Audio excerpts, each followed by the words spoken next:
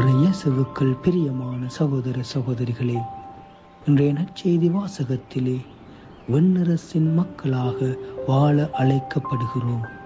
இயேசு ஆண்டவர் விண்ணரசின் திறவுகோலை எங்களிடம் தந்திருக்கிறேன் என்று கூறுகிறார். விண்ணரசின் திறவுகோல் என்று சொல்லுகிற பொழுது எதை ஆண்டவர் சுட்டி காட்டுகிறார் என்று சொன்னால் முழு சுதந்திரத்தை.